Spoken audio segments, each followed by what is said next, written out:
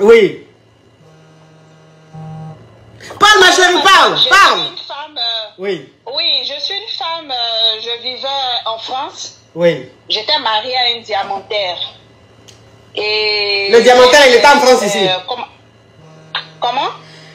Ma chérie, s'il te plaît, il faut écouter. Le diamantaire, il était en France ici?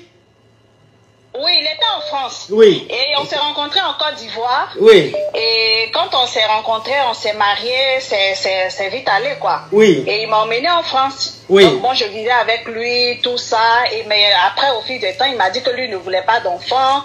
Parce que nous, les femmes africaines, quand on fait des enfants, on devient grosse. Donc, lui ne voulait pas, voilà. Donc, après combien d'années, quand j'ai eu mes papiers, j'ai eu la nationalité française, oui. On a dû se séparer et tout.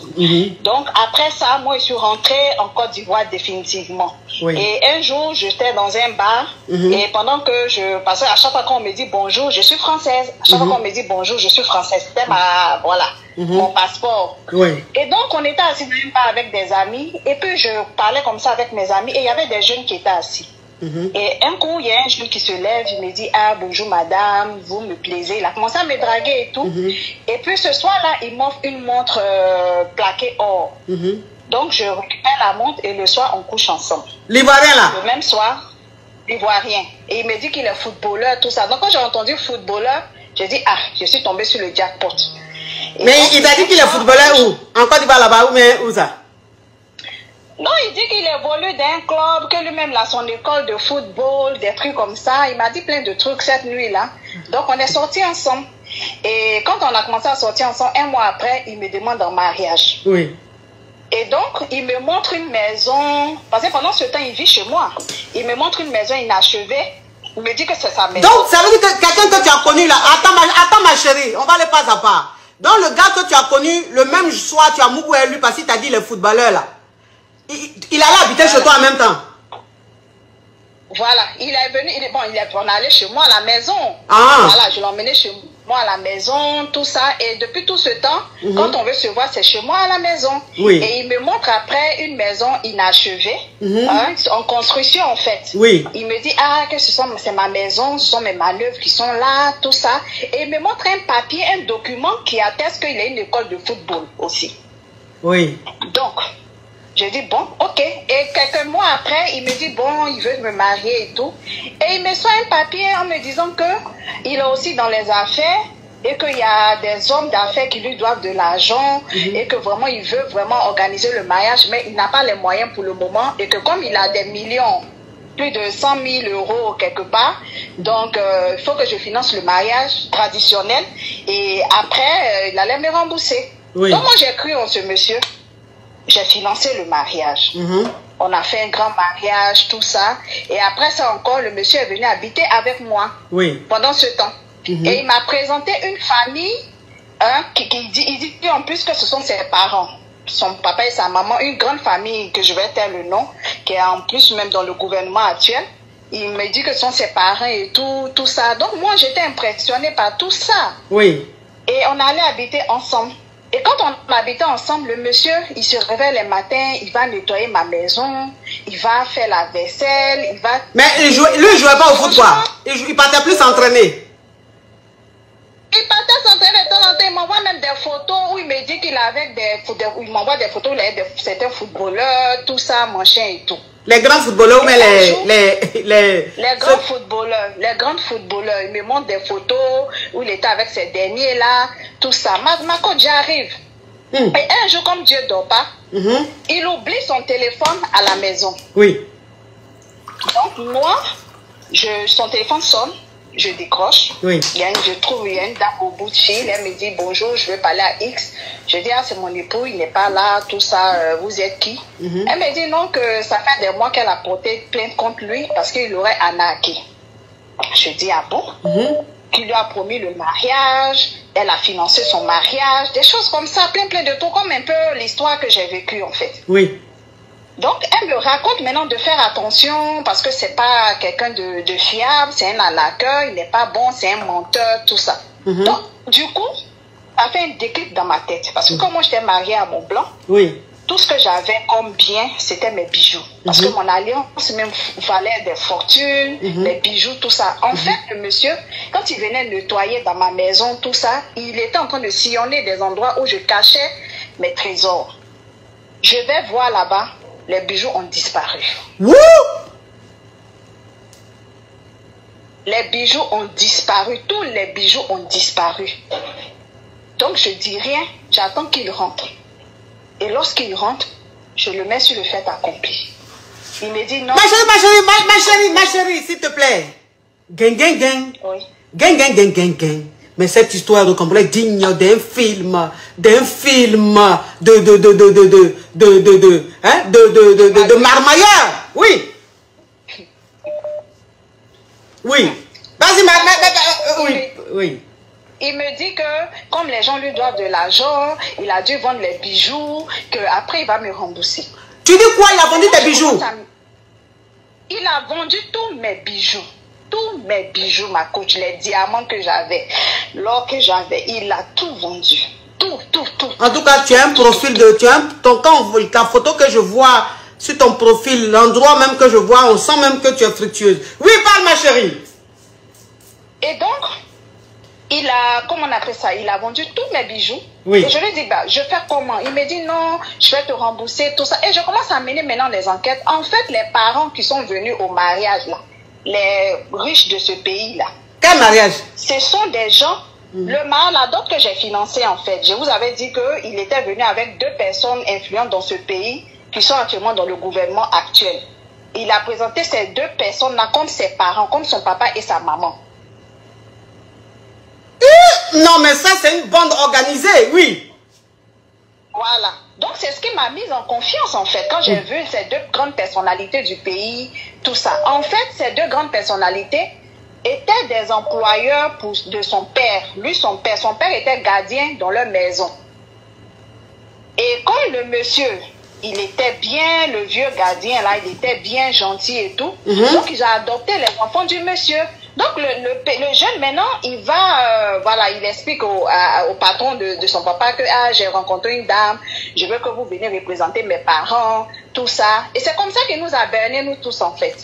Et tous les papiers qu'il m'a montrés, en fait, étaient des papiers falsifiés. École de foot, 0 école de foot. Maison. Mais s'il avait les tablettes de chocolat. C'est un beau garçon, il a le style des footballeurs. Bon, voilà, cheveux teintés, des choses comme ça. Bon, oui, il a quand même le corps de athlétique, hein? Athlétique, oui, athlétique. Oui. Voilà. Et donc, voilà la situation que je vis. J'ai dû porter plainte. Et comme il y avait plusieurs plaintes contre lui, il a voulu fuir, sortir du pays. Et quand il sortait, on l'a arrêté à l'aéroport et on l'a jeté en tôle. Maintenant, moi, mon souci aujourd'hui, je suis enceinte. Je me rends compte que je suis enceinte. Vraiment, les choses sont allées tellement vite. Voilà. En fait, comme hier, vous avez mis le titre, je suis Hugo, sortez-moi de là. En fait, c'était pour ça que je voulais appeler, mais bon, je ne voulais pas attendre. Voilà, c'est vrai que je n'ai pas vraiment une grande question par rapport à l'histoire que je raconte. C'est sûr qu'il faut que je me quitte. C'est même pas la peine. L'enfant, ça fait pas encore 2 mois. Donc, je pense que, voilà, je peux trouver une solution. J'ai même pas envie que vous dites quelque chose pour ne pas que ça vous, voilà, crée des problèmes après. Mais j'ai la solution, en fait. Je sais ce que je dois faire. Voilà. Donc, je vous appelais en fait pour vous expliquer mon histoire. Ok. Voilà. Donc, ça veut dire qu'aujourd'hui, le footballeur, c'est lui-même qui joue un football dans sa pensée, là. Aujourd'hui, il est en prison. Il est en prison. Il est en prison. Voilà. Il a été arrêté, il est en prison. Malheureusement, mes bijoux, je ne sais pas comment il fera pour les rembourser. J'ai tout perdu. Voilà. Parce que toute ma fortune, en fait, se trouvait dans les bijoux. Oui. Voilà. Ah, ma chérie. Ah, ma chérie. Ah, ma chérie. Ouais. Le dehors est dangereux. Le dehors est risqué, hein? Ouais. Mais il t'a même pas dit où il a vendu tes bijoux, là? Il m'a rien dit. Il a dit, ouais, que j'ai vendu, mais je vais te rembourser. Comme j'ai un papier, j'ai des, comment on appelle, des associés qui me doivent de l'argent, que je vais aller les voir, ils vont me rembourser, et puis je vais te rembourser, t'inquiète pas. Pourtant, c'est faux. archi faux. Je vous jure que ma coach, il lavait la maison, il pliait mes habits. Et comme je suis quittée en France, je me dis, bon, en France, ça se fait. Un homme peut s'occuper de sa femme, il peut faire la cuisine, des choses comme ça. Donc, pour moi, c'était tout naturel, en fait. Pour moi, c'était tout naturel. Alors que le monsieur, en fait, il était en train de, voilà, repérer des endroits, mes cachettes, voilà, là où je cache mes affaires, mais voilà. C'était ça, en fait. Ma chérie, ma chérie. Mais quand tu as contacté les gens, les deux personnes du gouvernement qui étaient venues avec lui, là, tu as essayé de rentrer en contact avec eux, avec elle? Oui, j'ai essayé de rentrer en contact. Eux-mêmes, ils étaient bon. Ils n'ont pas voulu aussi s'associer à ça parce qu'ils n'ont pas vu que leur image aussi se salisse, tout ça. J'ai expliqué la situation. Voilà. J'ai expliqué la situation. Eux, vraiment, ils ont une grande confiance au papa du jeune parce qu'apparemment, le père du jeune qui était gardien, c'est un homme parfait, honnête et tout. Vous comprenez? Mais malheureusement, il a mis au monde un enfant, voilà. Et c'est dommage. Et eux n'ont pas voulu s'associer à ça, en fait. Ils ont juste dit, vraiment, on va essayer de régler. Bon, après, bon, moi, voilà. Donc... Ah, ma chérie, Yako. Yako, c'est que tu viens de raconter ton témoignage, c'est une façon de dire aux femmes de faire très attention aux beaux parleurs, de faire très attention aux VI. C'est vrai qu'on a envie de se marier et c'est sur ça en fait. Quand tu te vois, je veux te marier, tu es la plus belle femme et tout, et voilà. Il commence à t'embobiner avec des paroles, tout ça. Et vraiment, celles qui ont envie de se marier, même si vous avez un certain âge, parce que moi je tends vers la quarantaine, même si vous avez un certain âge, ne soyez pas pressés. Prenez le temps d'étudier, de connaître les personnes, de vous renseigner autour avant de vous engager. Même aujourd'hui, les papiers, les gens qui sont pressés à montrer les preuves dans les papiers là, allez-y vérifier si ces papiers là. Oui, si c'est authentique, oui, parce qu'on falsifie parfois des diplômes, des papiers, des trucs, oui. Exactement. Exactement. Oh ma chérie, vraiment, courage. J'ai les preuves. Oui. Voilà, merci beaucoup ma coach. Courage. Wouh! Non mais cette histoire digne. Bonsoir, salam alaikum, j'espère que vous allez bien. Bonjour, bonsoir, parce que j'étais là tout à l'heure. Nous venons d'écouter ce témoignage. D'habitude, voilà, je mets pas, voilà, je fais pas des copies-coller des personnes, voilà, des témoignages des autres influenceuses ou influenceurs de vidéos. Mais pourquoi je mets cette vidéo? Pourquoi je vous fais écouter cela? Vous savez tout comme moi que nous sommes dans un dossier typiquement pareil. Est-ce que vous comprenez? Affaire Stéphane Fatim. Mais ce brouteur de cette dame, lui n'est pas assassin. Lui, il a fait à sa manière. Mais les mêmes modes opératoires sont similaires. C'est pourquoi, d'ailleurs, je vous ai fait écouter, parce que c'est une Ivoirienne qui a témoigné sur la page d'une autre Ivoirienne qu'on appelle Coach Amond Chic, celle qui fait bouillir la Côte d'Ivoire actuellement sur les réseaux sociaux. Alors, bonsoir à elle. Il faudrait que vous compreniez et que vous sachiez que c'est une réalité qui actuellement, oui, pris une telle ampleur qu'il faut vraiment s'en méfier. Alors, les brouteurs passent par la manière la plus géniale, la manière la plus réelle, le mariage. Pour vous avoir, et vous avoir après, et faire des conneries. Est-ce que vous comprenez? Donc, nous avons écouté le brouteur de cette dame a dit qu'il était footballeur, comme Stéphane. Le brouteur de cette dame a les cheveux teintés, comme Stéphane. Le brouteur de cette dame a même un document qui prouve qu'il est footballeur, comme Stéphane. Le brouteur de cette dame a ses photos avec une équipe de foot, des vrais footballeurs, comme Stéphane. Est-ce que vous comprenez? Le brouteur de cette dame a même une maison, papier de maison inachevé. Là, au contraire, Stéphane lui dit qu'il a une maison à Conakry, précisément dans la préfecture de Doubreka, comme Stéphane. Ce brouteur, avec la même mode opératoire de Stéphane, oui, prouve encore une fois que nos sœurs africaines de faire très attention et que de savoir que tout ce qui brille n'est pas de l'or. Faites très, très, très attention à vous. À la base, mon combat dans ce dossier de Stéphane et Fatim, c'est pour sauver des vies. Ce n'est pas pour me montrer, ni pour récolter des vues. Mais ce qui est la réalité, aujourd'hui, l'on sait tous que le phénomène de brouteur est gangréné dans notre pays. Parce que je suis ivoirien, je suis guinéen, je suis africain de l'Ouest. Dans nos pays, ils sont gangrénés, ils sont partout. Oui. Et là, c'est une Ivoirienne qui a témoigné. C'est une Ivoirienne qui a témoigné.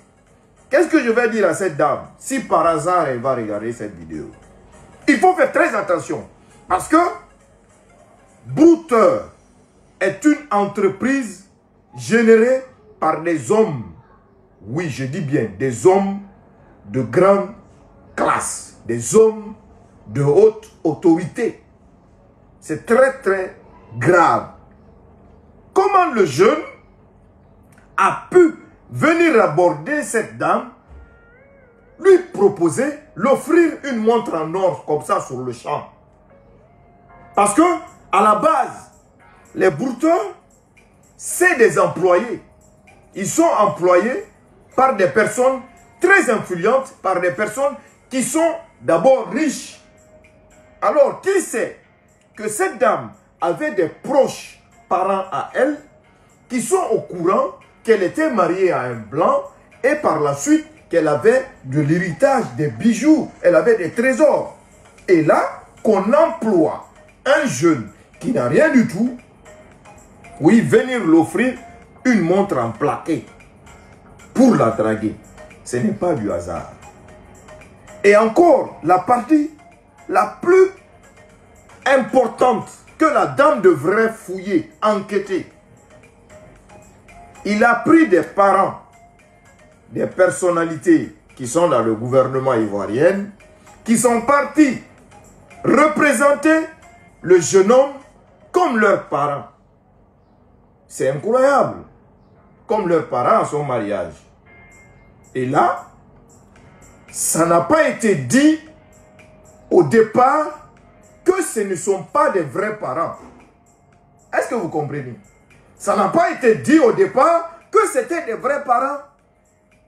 Maintenant, c'est quand la femme a su qu'elle s'est fait avoir, que c'était de l'arnaque, c'est là, quand elle est repartie vers ces personnes lui ont dit non, nous, c'est son papa qui était notre gardien, donc du coup, on ne savait pas qu'il était comme ci, qu'il était comme ça, patati patata. Si ce n'est pas une bande organisée, si ce n'est pas eux les employeurs, si ce n'est pas eux à la base des employeurs, qu'est-ce qui va se passer? Donc le jeune homme va venir me voir, moi. Je suis une personnalité importante dans le pays. Ah, tonton, tanti, je veux que vous venez me représenter. Représenter mes parents pour mon mariage. Ok, il n'y a pas de problème. Comme je suis une personnalité importante dans ce pays, on va partir voir les parents de cette dame. Faire la dot. La dot même, c'est la femme qui a payé son argent. C'est-à-dire, c'est elle-même qui a payé l'argent pour faire la dot. En partant, imaginez, hein, ces personnalités qu'elle dit que c'est des personnalités importantes du gouvernement.